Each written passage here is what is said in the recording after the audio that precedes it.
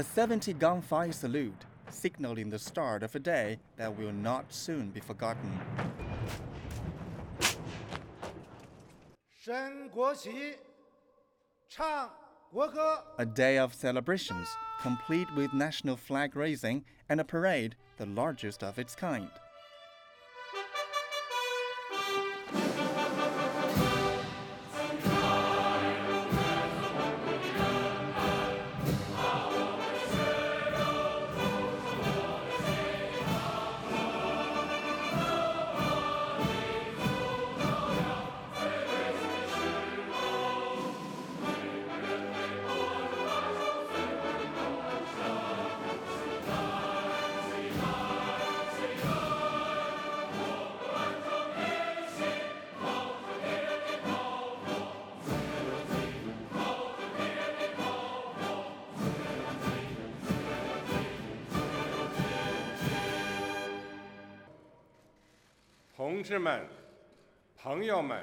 President Xi Jinping's morning keynote speech touched upon China's development over the years and the challenges that lie ahead. In the past 70 years, all the ethnic groups in the country have, with the same heart in mind, strived hard to reach great achievements that have impressed the world. Today, socialist China is majestically standing in the east of the world. No power can shake our great nation's status. No power can stop the Chinese people and nation from stepping forward.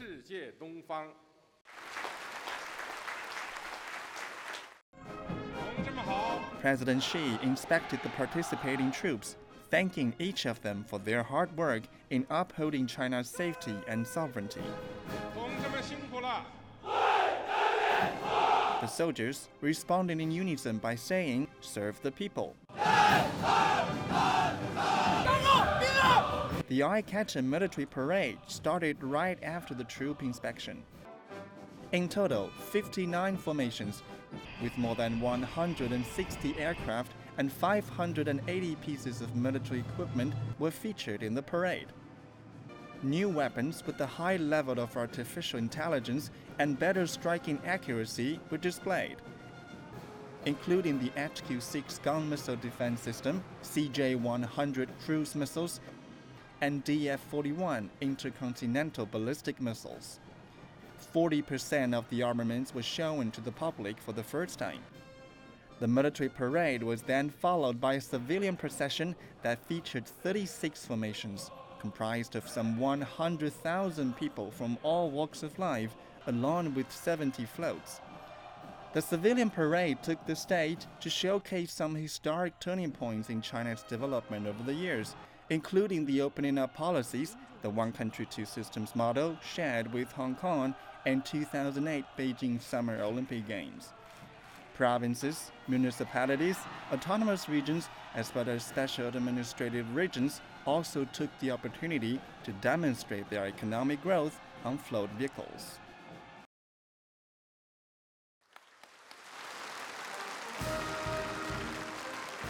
A grand ceremony at the Great Hall of the People. Chinese and foreign individuals received national medals and honorary titles from President Xi Jinping. Role models and heroes use their actions to once again prove that greatness comes from the ordinary, and the ordinary also contributes to greatness. Only if we have firm ideals and faith, a spirit of perseverance, and a down-to-earth attitude to do ordinary things well, can ordinary people lead an extraordinary life, and ordinary work achieve greatness. The Medal of the Republic was granted to 8 people, including father of hybrid rise Yuan Longping. Nuclear submarine designer Huang Xuhua and the nation's first female Nobel Prize laureate Tu Youyou also received the award. This is not my own honor.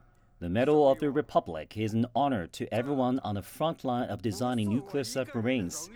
The development of nuclear submarine is the epitome of the development of the national defense industry.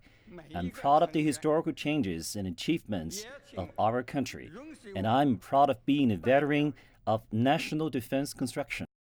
6 foreigners have also been granted the Friendship Medal for their contributions to China's modernization. as well as promoting exchanges between the country and the world. They include former French Prime Minister Jean-Pierre Raffarin, former Cuban President Raul Castro, and Thai Princess Maha Chakri Sirindorn.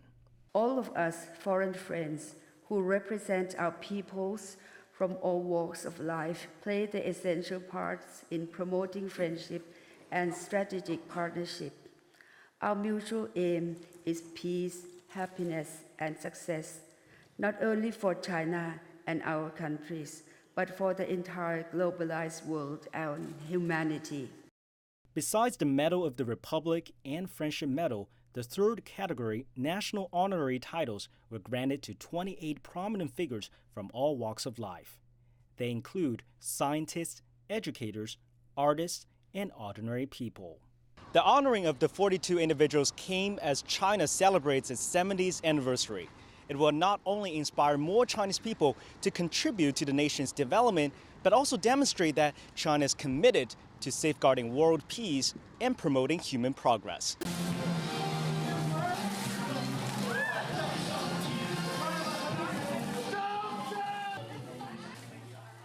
A thunderous performance takes over the streets of Tongliang.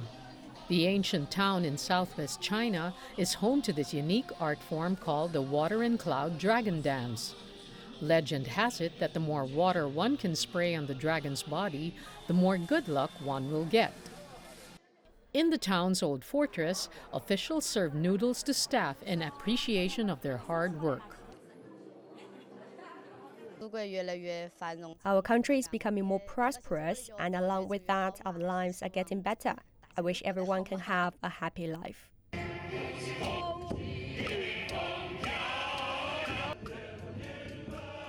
The city of Xi'an, home to the renowned Terracotta Army, is also celebrating with noodles.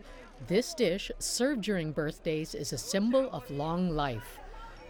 Thick or thin, hot or cold, drenched in soup or oil, locals take great pride in the ways they serve and eat noodles. It's so lively here. I've never had as many different types of noodles where I'm from. I ate a lot. It's so much fun.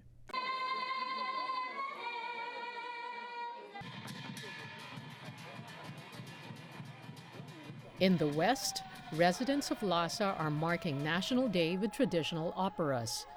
Audiences in the capital of the Tibet Autonomous Region are wowed by a number of popular performances.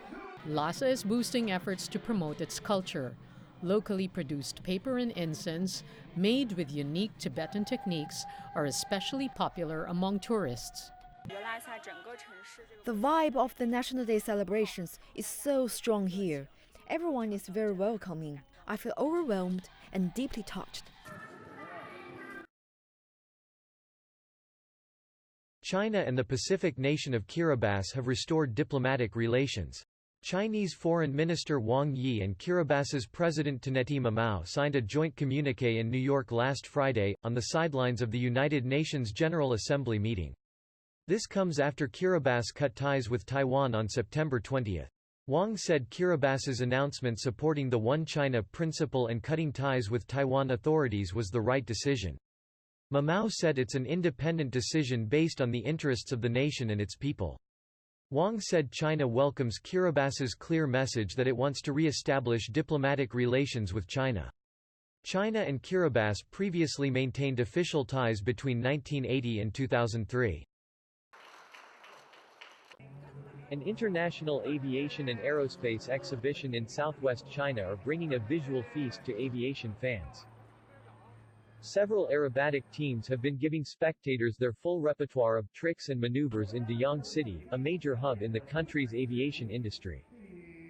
The biggest highlight of this aerospace exhibition is the number of mobilized aircraft. This year we have 45, while in former years there usually were less than 10. Many of them traveled far from their native countries. This shows that our country's aviation industry has become better and more open. Dozens of different kinds of aircraft are on display during the 5-day extravaganza. Visitors are able to have a closer look at a slew of aircraft, such as fixed-wing aircraft, helicopters and sport aircraft. The aircraft that attracted the most visitors is China's homemade jetliner ARJ-21, which made its first appearance at the exhibition. It is an aircraft type with independent intellectual property rights in accordance with international standards. Visitors said that the show broadened their horizon of China's rapid development in the aviation.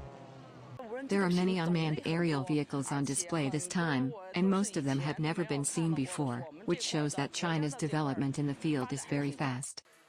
The exhibition has also attracted a host of relevant enterprises from both home and abroad, including Airbus, ATR and the Commercial Aircraft Corporation of China.